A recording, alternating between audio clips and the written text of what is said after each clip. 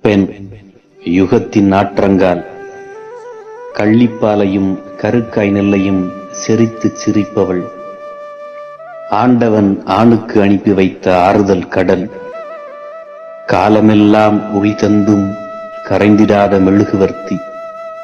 தியாகத்தின் திருவிளக்கு. கவிஞர்களின் கவிச்சரணாலயம். காதலின் மென்பொருள். சுயநல மறந்த சுகமான சுத்திகரிப்பு சாலை. பரிமாணங்கள் பல பெற்று பரிமளிக்கும் பஞ்சவர்ண கிளி. பெண் நிலவின் நீதி, அழகின் சாதி, நளினம் நடமாடும் வீதி. சாம்ராஜ்யங்கள் அவள் முன் சம்மணமிட்டு அமரும். போர்க்களத்தையும் பூக்கடையாக்குவாள். மூர்க்கத்தனத்தை புன்னகையால் பஸ்பமாக்குவாள். அவள் நினைத்தால் பாலைகளில் நதிகள் ஓடும், பனிமலையில் வெந்நீர் ஓடும். கடல் நடுவே கற்கோட்டை கையசைக்கும். எறும்பு இரும்பை தூக்கும். காற்று கல்லை உடைக்கும்.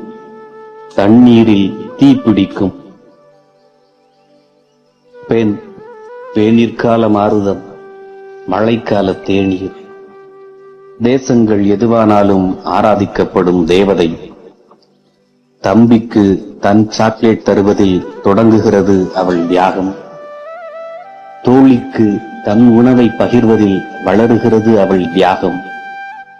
குடும்ப கௌரவத்துக்காய் காதல் விண்ணப்பங்களை நிராகரிப்பதில் பயணிக்கிறது அவள் தியாகம்.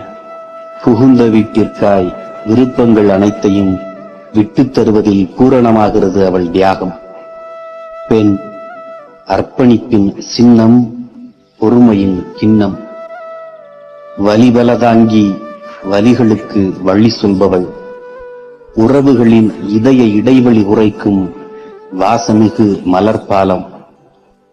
புலியை முரத்தால் அடித்த புறநானூற்று பெண்டிரின் ஈரவயிற்று பேத்திகளே, விண்ணையும் மண்ணையும் ஆளுங்கள்.